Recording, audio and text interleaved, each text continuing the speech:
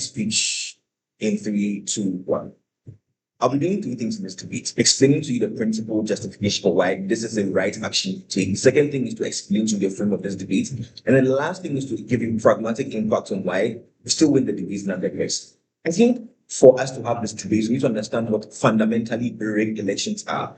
Panel, I think they're not just merely minor irregularities. So, for example, scaffolding here and there at polling stations, but or even ordinary incumbency advantage. For example, the mere fact that you come from a particular region and so you are able to get votes. Those are like really, really small things that happen in almost every democracy. What we are going to defend is a world where things like media suppression exist, but also political intimidation. I think the third thing would be like state resource abuse and also selective arrest, but also manipulated counting systems. I think we agree that this is a large scale clampdown on the election or the democracy itself, but we're going to prove why it is still necessary for opposition leaders to still decide to still contest in these elections anyways.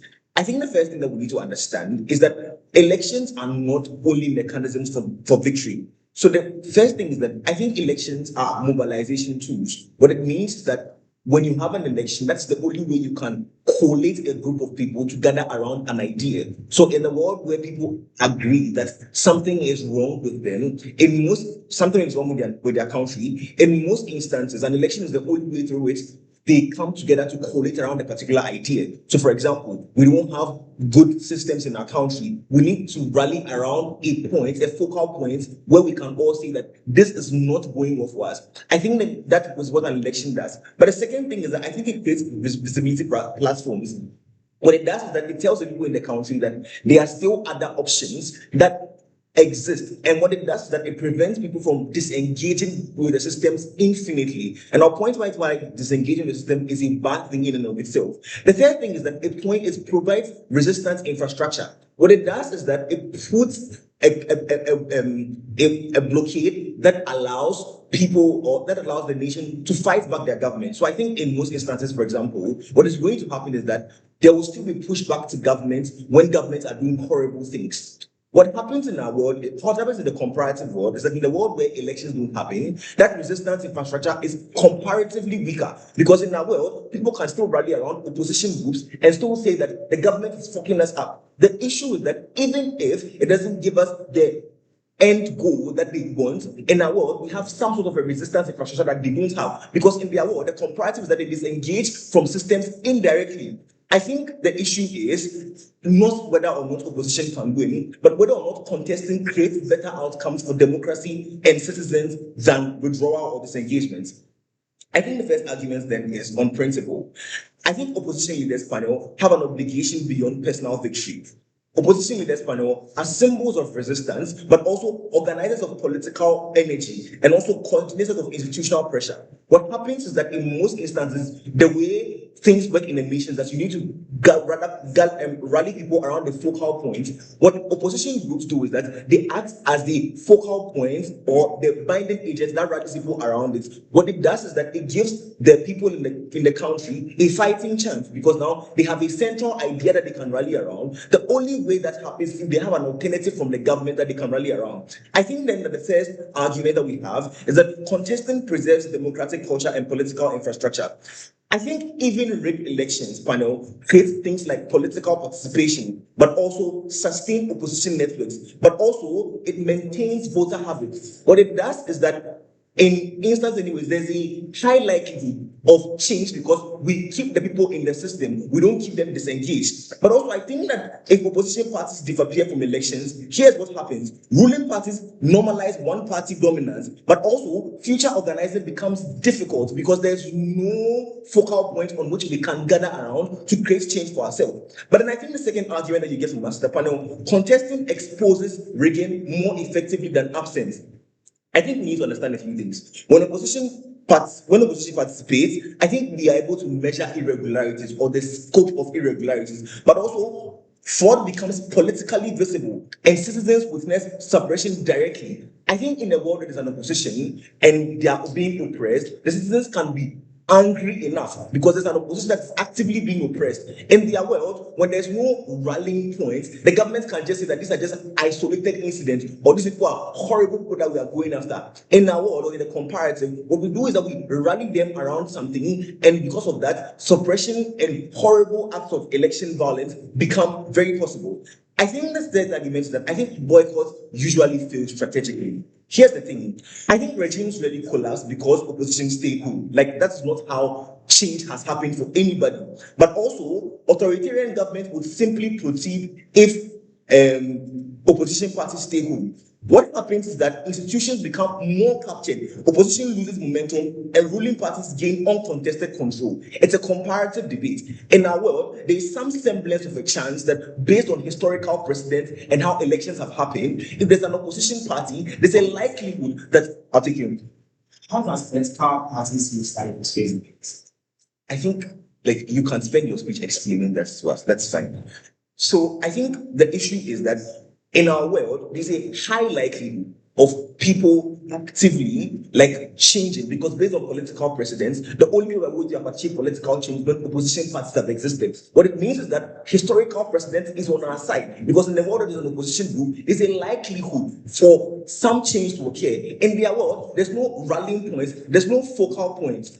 Panel, I think the fourth argument that you get from me in my second speech is that I think elections are political investments long term. At the end of the day, it's a really simple debate. You need an opposition group because people need to rally together around a central messaging. In the absence of an actual opposition group, people are just decentralized, institutions are not coordinated, and it's difficult to achieve change because we're not rallying together as a base point. At the end of the day, Gav wins this debate just because we have comparatives that are probably possible as opposed to the narrative that you're going to let opposition just cease to exist. Because in their world, regimes will still exist. The only thing is that in our world, there's still some pushback to the regime that you don't get in their world. I think it's been a good day to be Prime Minister. Thank you. Thank you for that very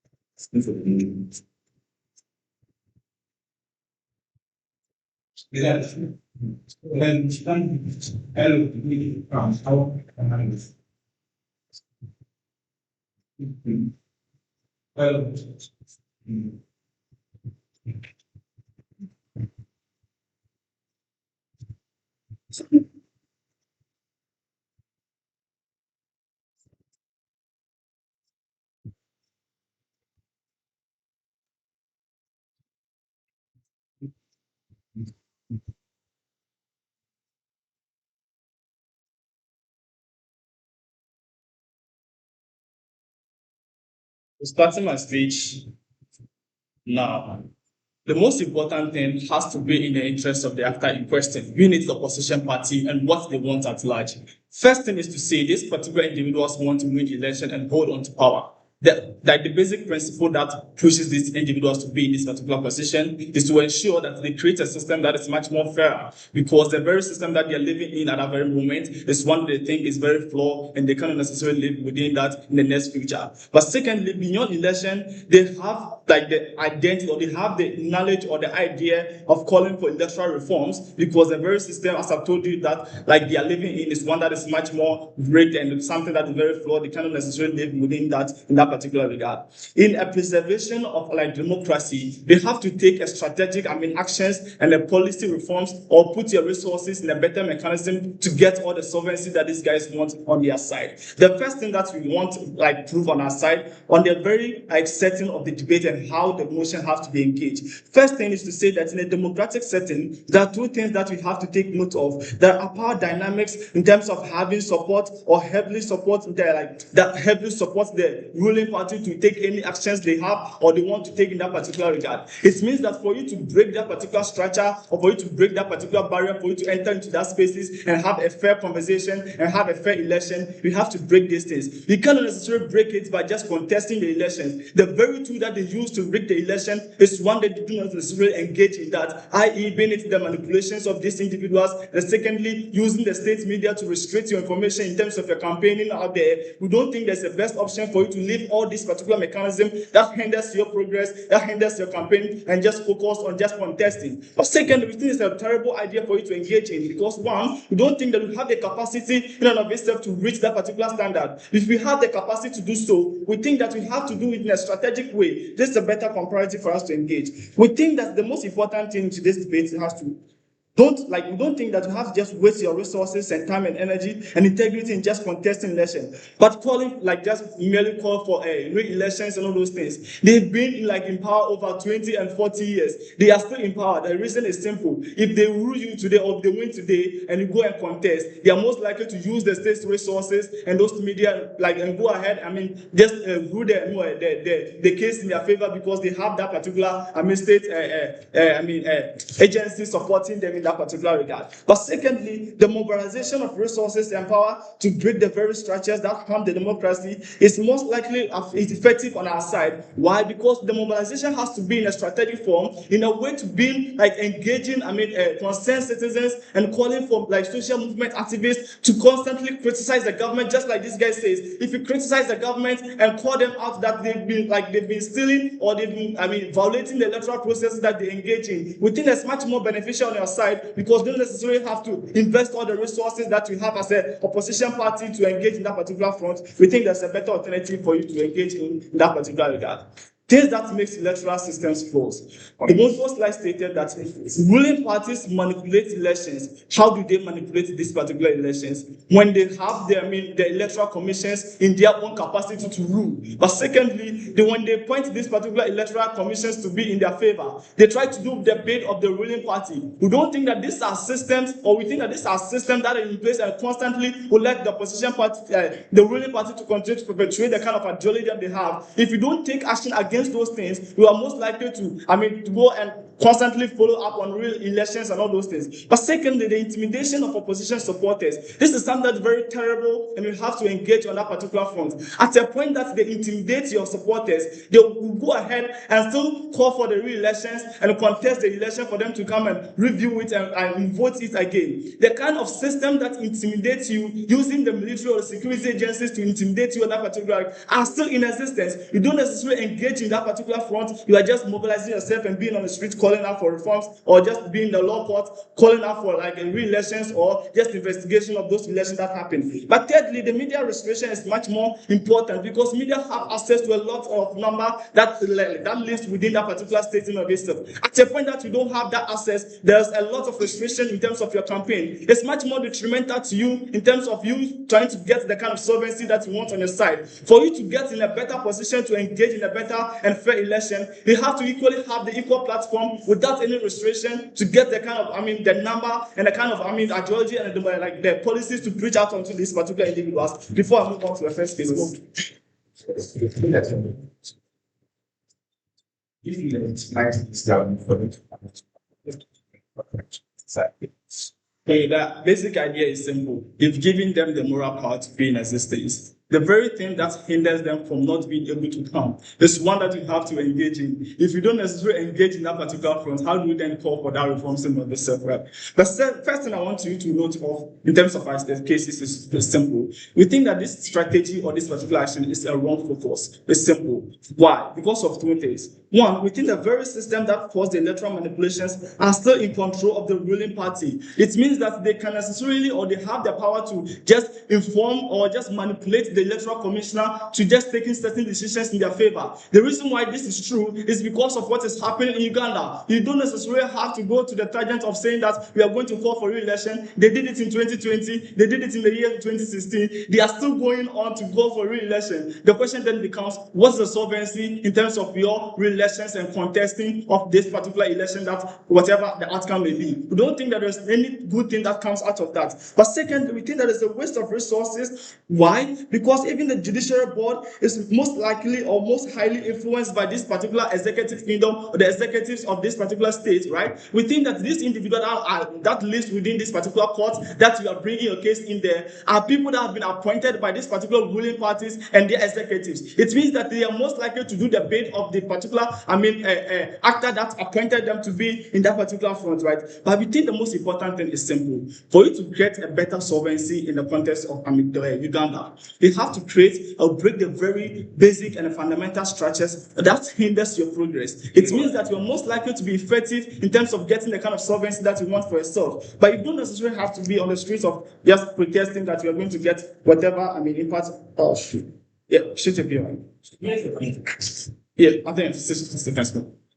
So they argue that there are large scale of clampdown in terms of election. The reason why the large scale of clampdown in elections exists is because the very tools that they use to manipulate those elections are still in existence. Calling for reforms or calling for re-elections does not change anything. We don't think there's a best option for you to waste your resources on that particular front.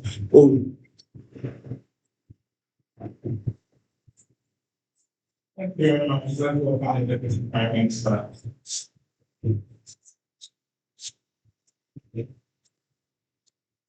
Yeah.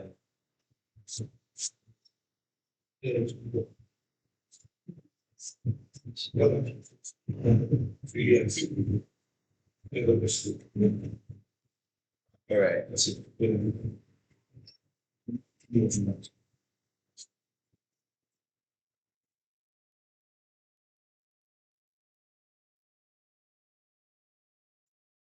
Okay.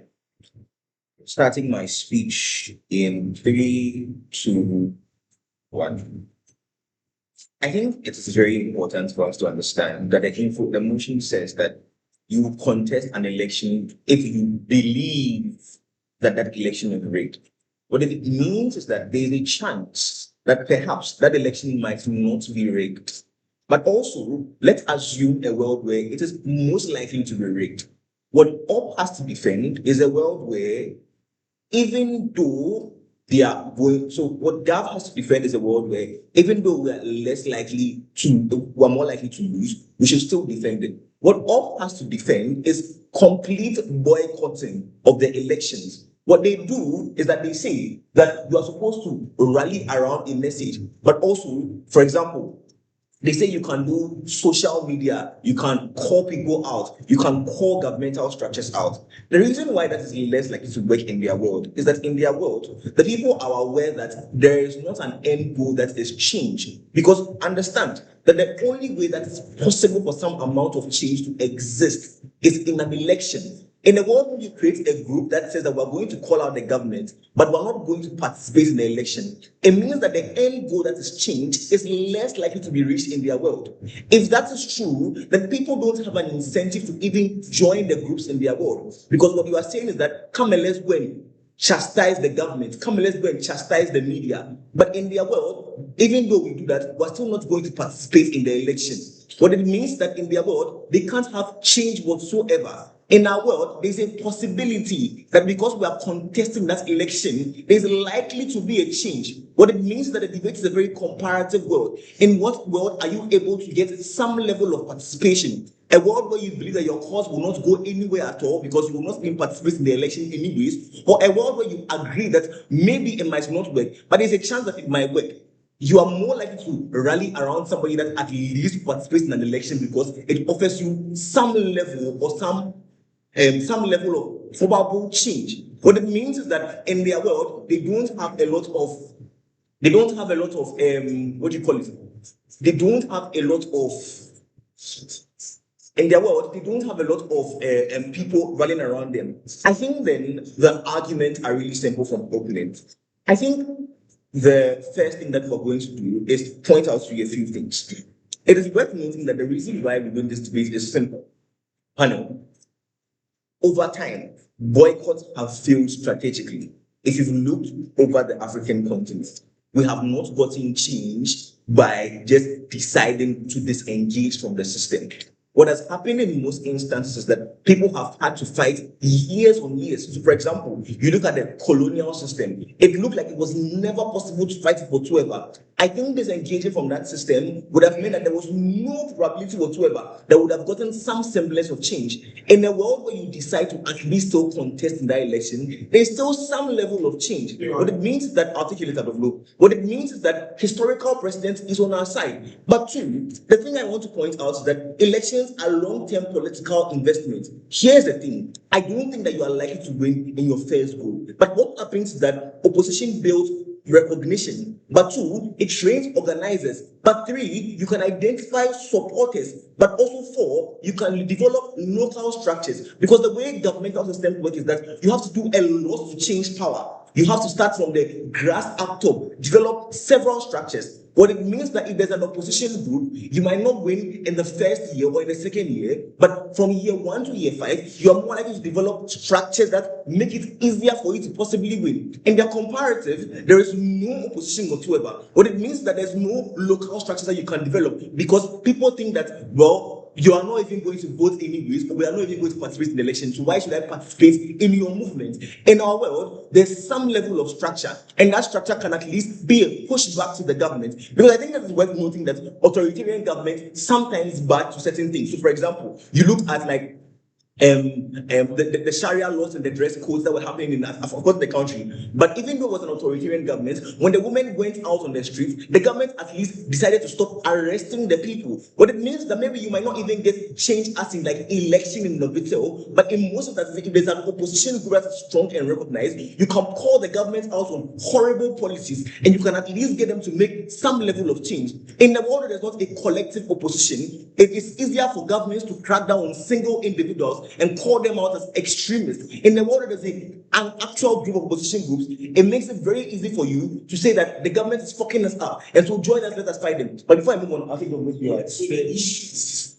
basically that they are isolated as well as in power. So this like state sovereignty, if they get up of power, they can control national government cities. This means you are making your supporters available for them to be tried at because you are so contested. So I think here's the thing. I think the comparative is that in authoritarian regimes anyways, that is still happening. So, like, for example, like people are still killing other people. People are still, there's mass political murderings or mass political insurgencies. What happens in our world is that you are more likely to call the government out. But also, I think what happens in these things is that if the government starts killing people and you call them out, governments sometimes budge to international pressure. The only way by which you can create enough noise for international organizations to say that the government is fooling, and even if they don't believe in democracy, they can say we are placing economic sanctions on you. And the government will decide to at least budge is when you have an opposition group that can at least call them out. Panel is really simple.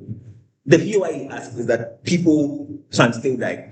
I think it's simple. In our world, people can call the government out. We have enough people on our side because they believe that there's a cause to fight for. If that is happening, international organizations can hear that, well, governments are being horrible. When they apply economic sanctions to authoritarian governments, most often than not, they will budge because they still need money or they still need to trade. The only way that you can generate enough traction is the world where you are assured that you have a group that is worthwhile. You have a group that can stand. Panel, at the end of the day, it is a very simple debate. On their world, there is a little to no chance of any change whatsoever. In our world, there's some chance of a change. I think it's been a good day to be open. Yeah, thank you very much. This is Mr. Member of Congress. Thank you. Mr. Clark.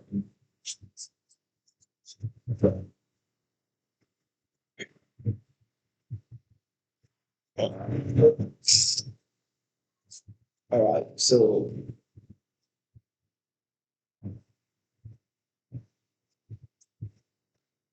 starting in 3, 2, 1. When the deck is stacked, the only way to win is to refuse to play.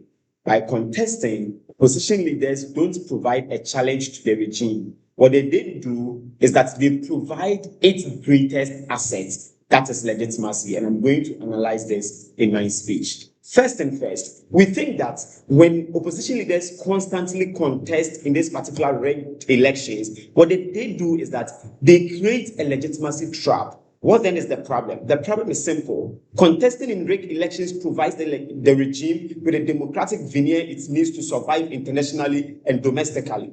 The mechanization to this is that people that are dictators but have clothed themselves in democratic principles, like Museveni, use elections to signal to the world that they are diplomatic enough for things like aid, trade, and diplomatic recognitions in that particular regard. What you then do is that if an opposition leader like Bobi runs, Museveni can simply point out to the ballot papers and say the system is inclusive, and for that matter, there is nothing like red, despite the various or countless call-outs on the international front in that particular regard. The principle then is simple. In principle, we think that there is harm of participation. Why do we believe this particular thing is true? Because international reporters are more likely to praise a peaceful but rigged election as compared to a total shame that will clamp down on the country for them to lose largely on fronts like trade, aid in that particular regard. The impact are on two fronts. One, we think that in the world of God, internally, you create a sense of hope, which is then crushed by the rigged results. This leads to political apathy as people feel like voting literally doesn't cause any change in that particular regard. On our world, in opposition's world, when there is a total boycott, what we then do is that we now force the regime to fight against itself. This simply makes international organizations create a world where it is difficult for them to justify the various democratic structures or systems that exist, because they see these elections in Uganda as a naked power hub for people like Museveni to constantly claim power in that particular regard. Closing. So the arguments only to international and I know where this is very negative. Very angry about this. So the conversation now is the whole international body knows it is rigged. There are constant critiques that are being placed on Uganda and Museveni. But the problem then is basically simple, because internally, there are little or no backlash that comes. But then even if they exist, these particular backlash are minimal, because these opposition leaders constantly participate in the election. You know it is rigged, but you are continuously participating in it. We think the only way to create a huge sense of critique is to boycott or decide not to participate in these particular elections that you know are fundamentally rigged in that particular regard. But then let's take these guys at their best, because they say, oh, they need to preserve democracy, they need to do a lot of things, because once there is a political party, people will come to you, and then you are able to mobilize people in that particular regard. That's why Quansah's first minute is very important in today's debate. Quansah clearly tells you the main aim of every political party is to capture political power. In a democratic setting, the only way you can get that form of political power is through free and fair elections. It means that every other thing, like criticizing the ruling party or doing any other thing to get some of your visions or your aims achieved, is a secondary thing, because they get all when they get political power in that particular regard. If you say you need to mobilize people in a democratic setting, like labor unions can equally mobilize people and criticize the government, like concerned citizens can form coagulated groups and then criticize the government to get every single thing that they want. This is an actor debate. Everything should be in the interest of the actor. And how then do they capture political power in that particular regard? It is basically simple, because we think when they continuously participate in these particular rigged elections, what you then do is that you create a world where there is resource depletion, and then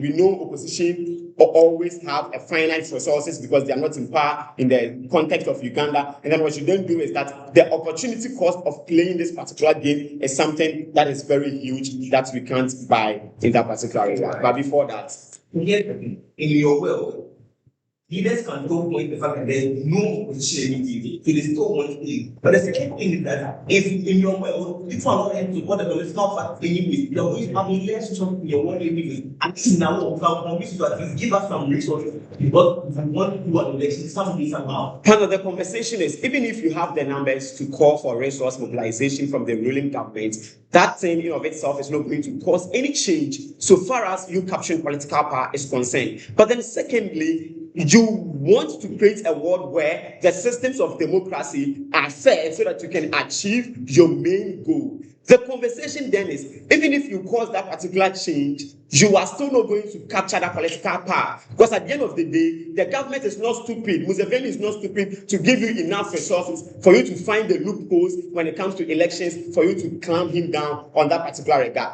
Whether he gives you all the resources, he still have a lot of state machinery to actually do that in that particular regard. Then you get a POI from these guys and they say, oh, then how do you ensure that after everything there is a moral right to criticize the government in that particular regard? We think at a point where there are systemic changes and then fair democratic systems are being set in place, there exists a social contract between the people and the government. At every point in time, now the people clearly see that the power that they've entrusted into the government is one that was being given to the government on a fair grounds. It means they have every legitimate right to criticize the government. What then this means is that democracy in of itself thrives on legitimacy. The only way you can preserve the best form of democracy is when there are legitimate structures in that particular regard. And you only get legitimate form of power when this particular power is coming from the very people and is through free and fair elections in that particular regard. This guy says, oh, elections are long-term projects, so you should constantly do this. Kind of understand from 1986 to 2026 is over 40 years. These people have constantly been investing, but they literally don't get anything out of this particular investment in that particular regard. It means it's a zero-sum game that they are playing, and Museveni is using them at his own expenses to constantly get everything that he wants in that particular regard. It means that long-term investment in of itself is something that cannot work in today's debate. But then the conversation then becomes, all right, probably. Very much for that very government has the stuff are very important and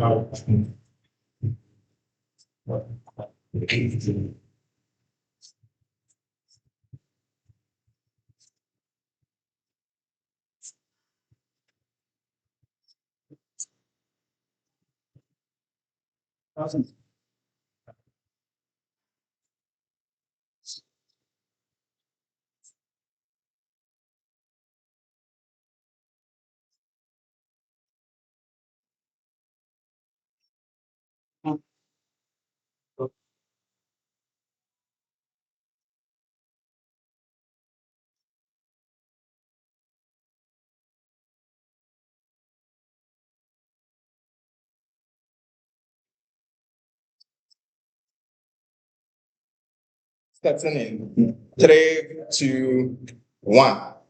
Sure, this debate is no longer about whether elections are fair. I think everybody in this room already agrees that they are fundamentally rigged in itself.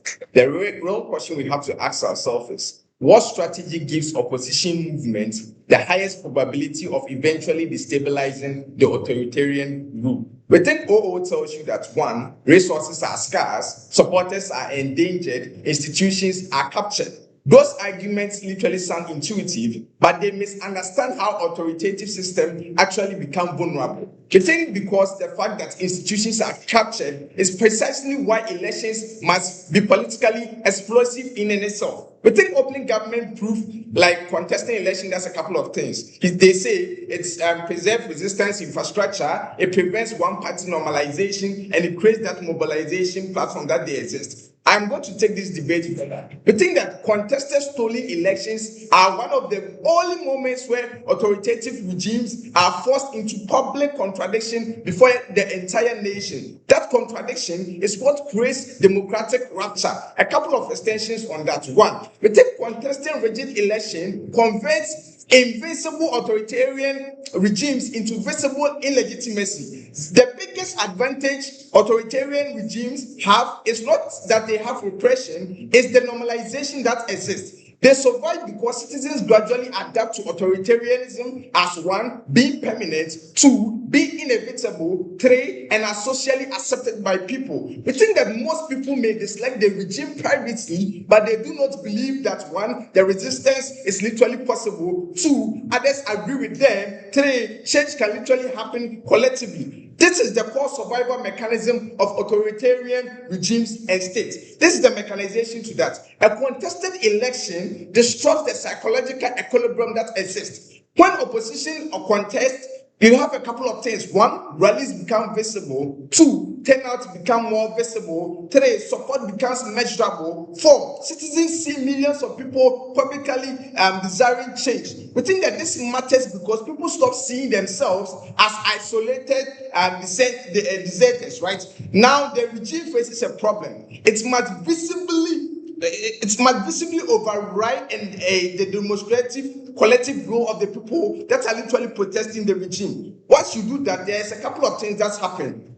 One, authoritarianism looks like inevitable. Two, they start looking insecure in an itself. That clearly means that one, the distinction matters extremely because one, this outweighs what these people tells you. They say that resources are scarce, so don't waste them. But political movements do not die only from repression. They die from irrelevancy that exists within status quo. This is how it looks like. If opposition withdraws from the largest political event of the country, there's a couple of things that's happening. One, the media attention literally collapses. Two, grassroots structures weaken. Three, donors literally disengage. Four, young activists lose motivation. Five, ordinary citizens psychologically adjust to permanent one-party rule system that exists within those settings. We think that when you boycott the election, it preserves the resources in the short term while destroying political momentum in the longest term. This is strategically irrational in itself. Why is that literally bad? Because the intimidation argument actually help us from CG. They say that, supporters become visible targets, and now these people will be targeted. So that's the reason why Dorvlo asked that POI. We think that,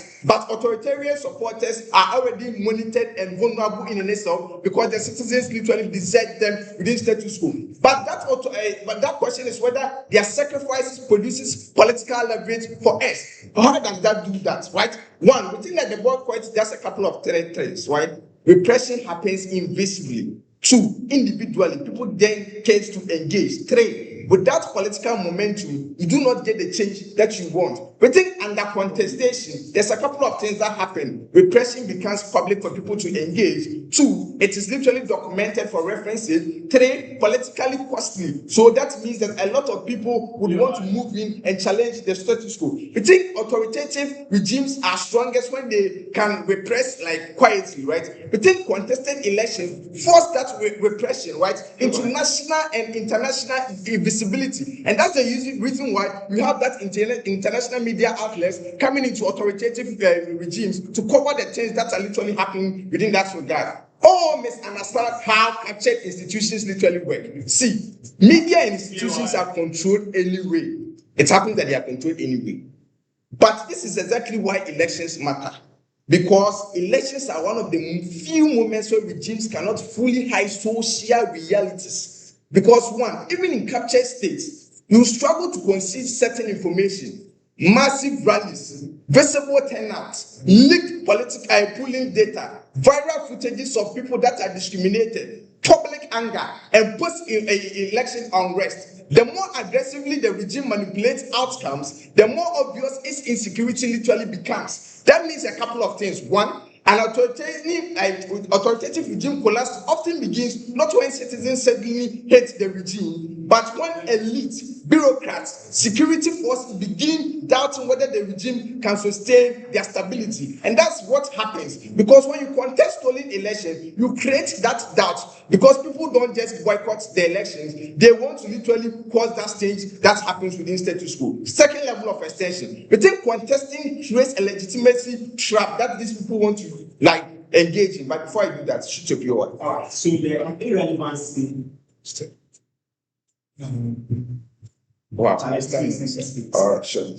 So authoritative government do not merely want power, they want one believable power. So people to believe in them, stable power, international tolerable power. But then contestation forces them into a loose situation. This is the scenario. The regime breaks aggressively now because now fraud becomes obvious. People then protest. A lot of international scrutiny rises and governing becomes more expensive. The regime technically wins but loses legitimacy and stability. This is a second scenario for you to get it. The regime breaks less aggressively to preserve credibility. But two, now opposition can gain a couple of things: parliamentary seats, local influences, institutional footholds, or even unexpected victories. And that happens within in certain countries, when you go to Senegal, a young guy was able to win the election over somebody who was literally staying on power for too long. We think that unforeseen events can happen within elections because a lot of allies can help these ruling political parties to literally gain those tractions. But even if those allies don't come, the internal friction, that's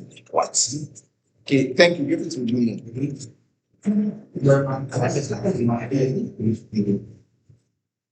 Thank you very much, Reverend. Let's welcome the electoral.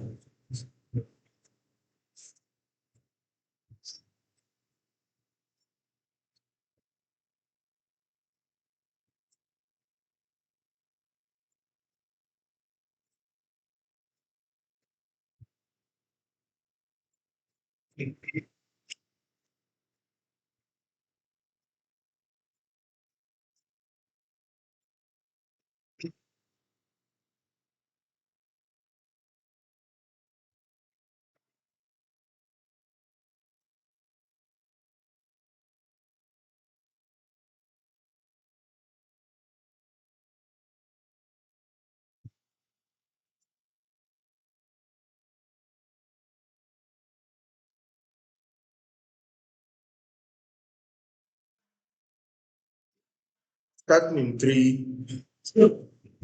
three, two, one. Hope is not a strategy, and just that you will win will not give you anything. In Uganda, when they clamp down on voting and citizens are killed, all the international countries watch and do nothing. Samia Suluhu in Tanzania abuses people's rights and electoral systems are not fair, and still to power, they did nothing. In Nigeria, where the sitting government literally makes sure that they vote in blackouts, and the moment in which they vote, no one can tell an account for, nobody does anything. Russia does same, North Korea does same, China does same, Rwanda does same. They say that when it is overt, then people can now attack you. But we have literal lived realities when they do it overtly and we know, and nobody can still do anything. Because one, the parastatals with which you can revolt are things that are already in the hands of government, but two, the external people that you can depend on are either morally grey individuals or have things like trade interests that force them to not go counter that. But thirdly, because there are things like the principles of sovereignty that prevent countries from being breached and presidents from being taken, and it insulates people. So whether overt or covert, we don't care. Do not do that. Let's start first with these people's comparative, and it's one that's shaky because on one hand they say that they will participate, and on the other hand this guy says that no, totally stay out. The worst thing with their debate is this: one, when you totally stay out of elections because you really said it, everybody's literally sat here, is that it literally tells them that there's literally no opposition at all. So in that world, it's not even a matter of rigging or not. People weren't even available to do that. I did not get out the Delta wet on their side. Let's start with my first extension, which comes to the framing on the nature of rigging, with in total details on how this works. One, it's systemic. Why is it systemic? Individuals who are authoritarian leaders and have been in power for so long have the ability to literally change the frameworks of what democracy means and it looks like. So, for example, in places like Uganda, Yoweri Museveni has changed the literal constitution 2 times to make sure that one, nobody can literally take him out and he can live as long as he wants in power and nothing changes. Which means that fundamentally, the framework under which you are going to work on is one that is changed, and I will show you why in my third extension of why even if you do win, policy assimilation becomes very incredibly hard, and sabotage becomes something that is real and vivid. It's literally very important. Secondly, it means things like the second electioneering process, how you campaign, who sponsors your party, etc., become things that are right. Which is to say, even the way you reach out to people, for example, they know that the people who are the youngest in Uganda want to vote for Bobi Wine. So Ugandans do not have access to Facebook, they do not have access to Twitter, and if you do not have the VPNs, etc., to use for those things, you cannot get there. Which means the campaign that you must do to mobilize people literally does not even happen for you to even participate. But secondly, the voting method, literally 2 years ago in Nigeria, after the shootings, etc., of the youth, etc., and that they had to run a civil war, they literally did not know how they voted. People voted, was it ballot systems, how it was being counted. They could not account for these things to election monitors, etc., which means means that the literal process of it happening is non-existent. You are there and new states are being created, new election points are being created, and there are million votes for the APC, and you can literally do nothing about it. Which means that the literal counting of the thing, the EC bosses, ECC, are in the hands of these people. The second layer of analysis, apart from the internal reasons why they do this, and they will probably be in all instances, is the external reasons why they do this. One, realize that principally they are literally insulated. Countries cannot breach other people's countries to take their presidents out, and they know that the point at which the opposition gets them out of power is a point where they can literally be tried. So you've heard of UN trialing African past presidents when they are now out of power because the things they do to maintain power are evil things that can get them sent to jail for life and being sent to Geneva and being tried.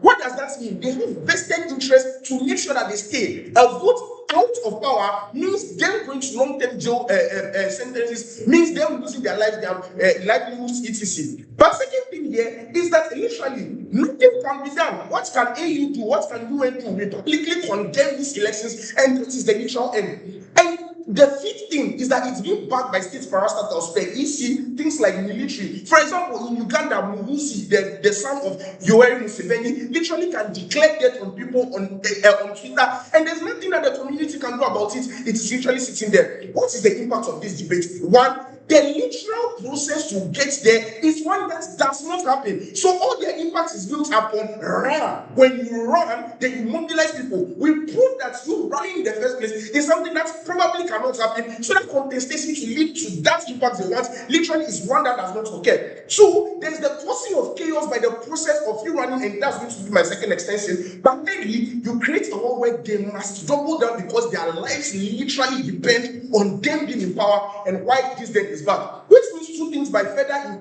imparting. One, lives are probably going to be lost in this. Two, property is going to be lost, and in the process, things become very worse. Opening. So you've been able to prove that the elections are rigged. So, not I think the elections are rigged. The elections probably you can't even contest. It's a pipe dream you cannot even do. So any impersonation probably does not happen. So now you need to disprove all the structural mechanisms to show that you can even contest in that regard. Let's say they do not disprove my structural reasoning, and you can even contest what happens. One, the problem with fighting and losing battle, and the real question around resources. The problem is not just that you campaign to even mobilize people or your campaign is even effective. Is that one, you need to protect yourself. Bobi Wine literally is in hiding because his life is literally at stake, which means that the ability for you to protect your family, protect your loved ones, protect yourself become things that eat up your electioneering budget. But two, you cause third-party harms in the process of campaigning, your family members,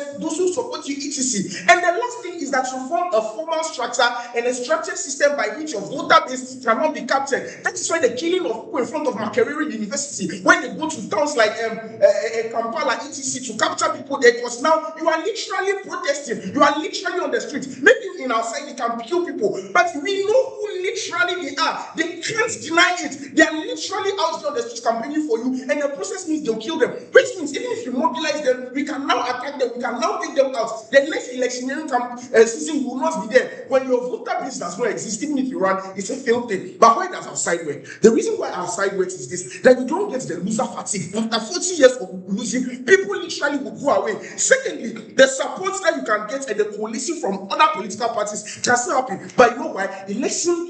Political parties don't just exist for being in election. They exist to critique government. They exist to like sponsor what's the name? Policy think tanks, etc. to fight etc. On our side. We can just do incremental changes to make sure that we give something to people, and it gives a path dependency for them to vote for us. Yeah, thank you very much for our treatment for our yeah.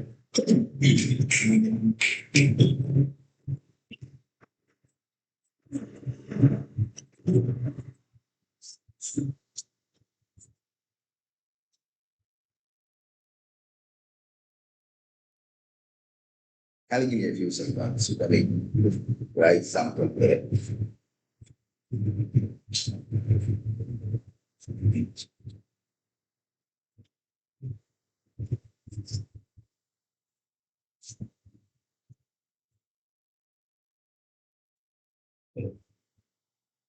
Oh, this one, the only last that's short. So,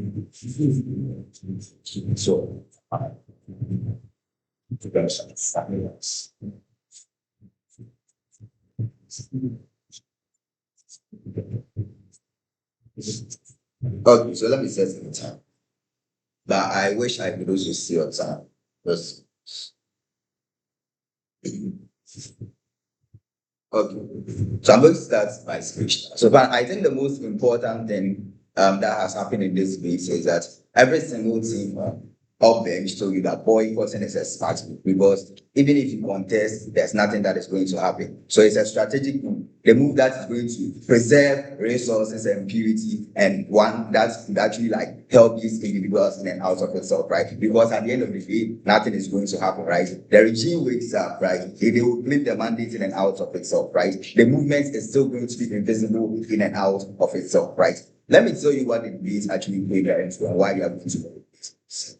I'll start with Dorvlo, because I think his case is the most dangerous and like in and out of itself, right? Because they told you that hope is not a strategy, and they pointed to countries like Nigeria and Russia as proof that when you contest, you are still not going to get any change. But here's the thing, right? That argument proves a bit too much, right? Because if contestation does not work in Nigeria and Russia and all of those kind of countries, right? Then why do you think boycotting in itself is going to work in and out of itself, right? They did not do that in and out of itself. Like, name me one country in which boycott in itself helped them in and out of itself, right? Because at the end of the day, they should be able to show how these individuals, because we as opposition leaders, what we want is change. We are going to get that change.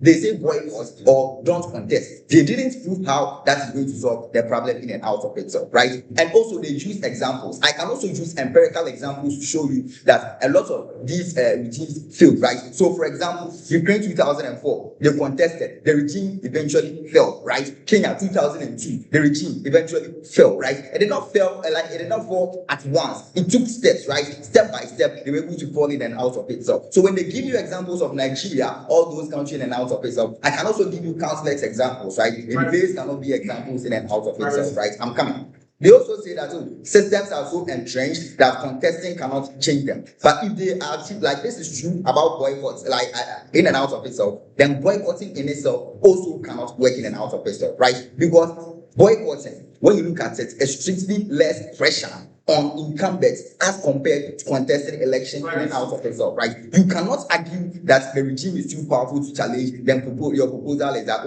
don't contest in and out of itself. Do what? Do nothing in and out of itself, right? But and their point about sovereignty insulating leaders from external interference, right? That actually helps our case, right? Why? Because if sovereignty is a shift, right, then the thing that PSS says is documented fraud in and out of itself. We'll be able to document that there was a bit of resistance, and that resistance was clamped down by rigging in and out of itself. When we are able to document these things, that is how we can be able to actually clear them in and out of itself. In their world, there's no documentation because at the end of the day, you cannot do that. Yes. So our world is one block because boycotts as community. It's implemental. Thank you very much. You see, the reason why they are going to lose is that they say that the incumbents control the media already. So even when you try to lobby your people to vote for you, it won't work. But they also say that the alternative is lobbying. Look to your sheets. Dorvlo explicitly said that we cannot win the election because we cannot campaign because the media in itself is not available. So how are they going to do their lobbying? Ask yourself that question to realize that it will not work, right? Now let me talk about opening opposition. I think all made one like genuine important argument, and that in itself, once they made it, they tried to like draw a wrong conclusion out of it, right? They told you that resources are scarce and opposition leaders cannot match the incumbent spending in and out of itself. We agree, that's true. But the conclusion cannot be don't contest in and out of itself. The conclusion can become contest because elections are the area or arena where resources asymmetry in itself matters the most in and out of itself, right? Because look at it, right? If my spending is less, it is not that it's coming out of my own pockets, right? There are political leaders that are sponsored even by international, because when the Dorvlo says, UN cannot do anything, other external sources cannot do anything, they can offer money, right, to fund your campaign in and out of itself. Within these specific areas, you cannot say resources are scarce. We have a lot of funding in and out of itself, right? and allies happening in and out of itself, right? Who wants you to save like those resources, right? Okay, now we have saved the resources. What are we going to use the resources for? That's the question they did not answer in and out of itself because it's an third base. They want change. That means that the resources should be put into causing the change. They say boycott, use the resources to boycott. It doesn't make sense in and out of itself. Let me talk about their legitimation, legitimation argument, right? They say that these people are more like they have good democracy in and out of itself because when they actually like contest, it makes it look like everything was like right.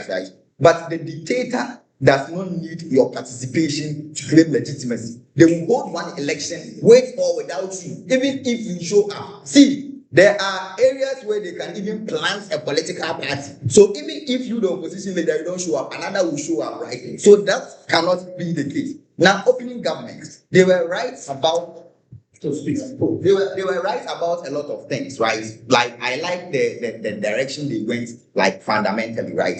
They said we contest, build infrastructure, create visibility. But I don't think OG will show you in any way what like we have shown you, right?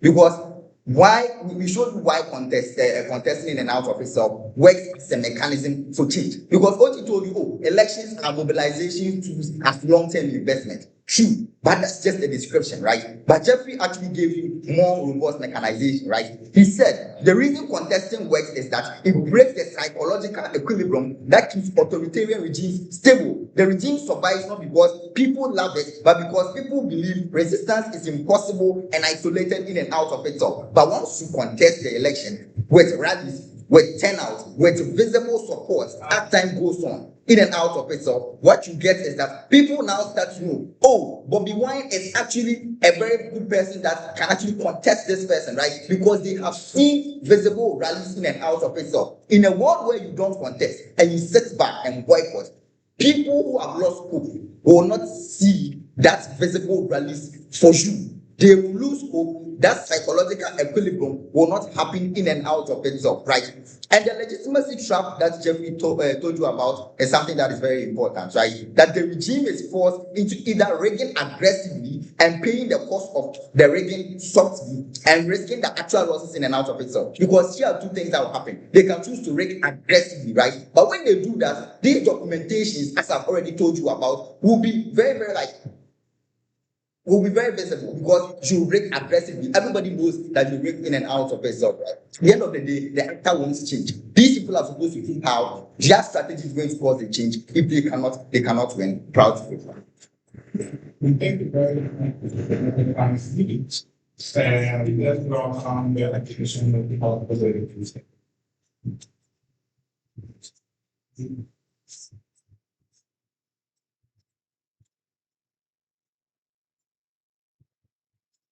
House.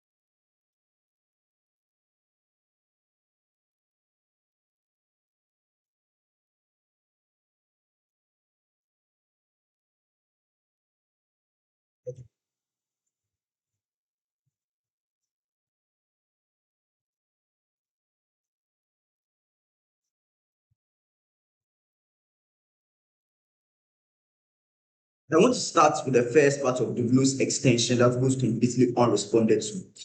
The only response that you get specifically from them is that it's a bunch of examples, they give counter-examples. But that's fundamentally the problem.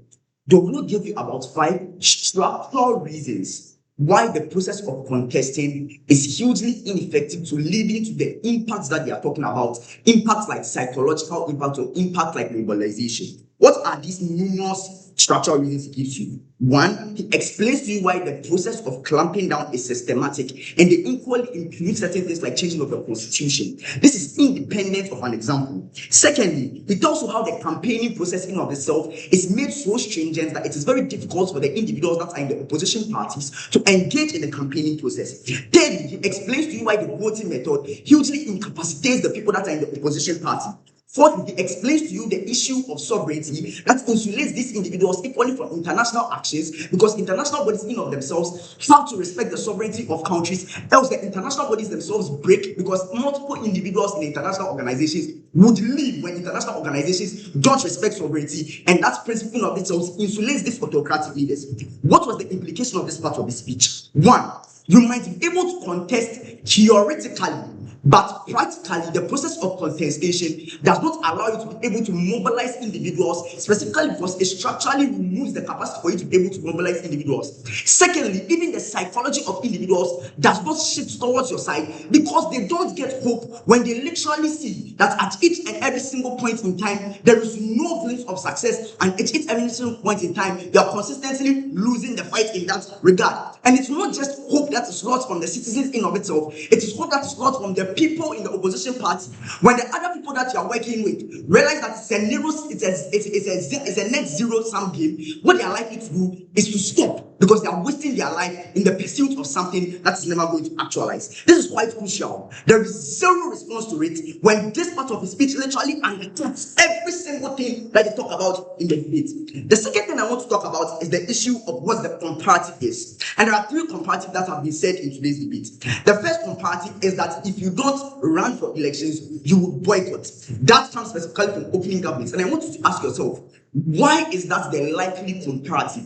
They do nothing to explain it except forcing down the truth of opening opposition. And that's what opening opposition equally counters. That the equal comparative is that you criticize the individuals regardless. The problem still is that criticism creates all of the problems that exist with running for elections. So when you criticize individuals, the government equally have an overriding incentive to clamp down on you because you are criticizing on them, meaning that the extent to which the criticism can be effective is equally not effective based on the structural reasons that Dorvlo gives to you. This is the third part, and it's at the trailing end of Dorvlo's speech when he explains to you what the most likely comparative is. And he explains that the most likely comparative is incremental changes to the actual lives of the individuals through multiple ways like lobbying. This is quite crucial, and this is something that's important.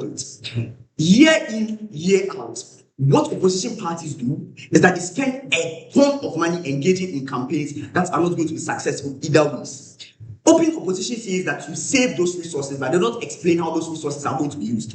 What Dorvlo explains to you is that the way in which you use those resources is to actually help the life of individuals to increase their lives, to increase the quality of their lives. So instead of using that money to campaign, you can use that money to create employment for individuals. You could equally use that money to lobby. The response that they have to the lobbying argument is that lobbying faces all the same problems. No, lobby doesn't face the same problem. Why? Because the way in which lobby works is that one, you don't need to campaign to the masses to be able to engage in lobby. What lobbying basically is that you are using money to push certain candidates into positions of power, which allows you to have influence on certain things like the constitution. You can only do that in our world when you have the resources available, which means that the most likely comparative is that you are able to actually help the lives of individuals, which means that their impact on mobilization is something that's relatively higher on our world because people can literally see the changes that are happening in their life, the policy changes, the constitutional changes that are most likely going to actually create the change that exclusively exists on our world that does not exist on their world. But it is not enough to say that there is a capacity for the comparative.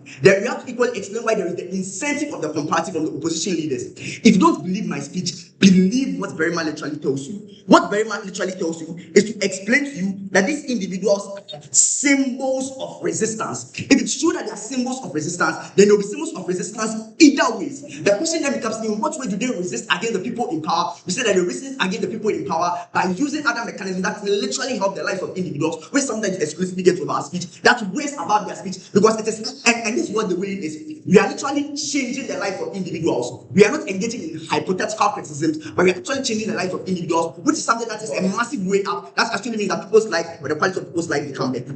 But I want to engage the best case scenario. Let's say that you contest and you win.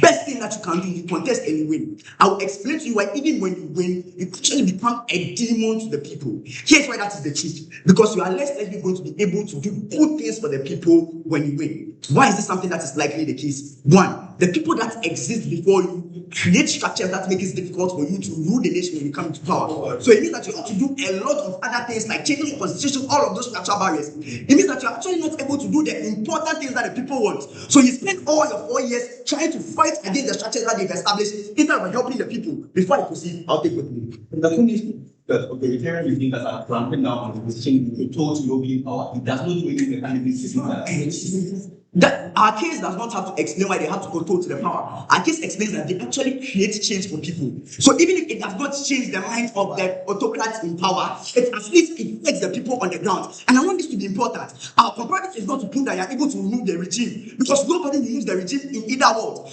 Sleep, even if you're not able to remove the regime, you're able to create change for the lives of individuals, which is something that is beneficial. Even if they win, you're not able to actually create change for the lives of individuals and become the enemies, because people will expect you to do literal things for them when you come to power, but you can't do those literal things. Why? Because now the existing power that has access to all of the structures are consistently making sure that every single point in time you are not doing well. It means that you become the demon to the rest of the individuals. You now become the person that a lot of individuals hate in that particular aspect. It means that even in the pursuit, even in the best case scenario where these people are able to win elections, they are not able to do things that are significant for the life of the people, and the people end up hating them and removing them at the end of the day. This creates a lot of chaos. This is some of the reasons why some of the worst forms of wars have happened in African history. And the point whereby the opposition parties literally want to take away power. So you have won the power, but the person that you need the power from has so much power that they are able to literally fight you physically, able to fight you using the structures of government that exist. Our world is the world that's actually able to create change for people. Their world doesn't actually remove the people in power, neither does it actually create change for the people. It is a facade, it is chasing hope that never works. We are proud to do this.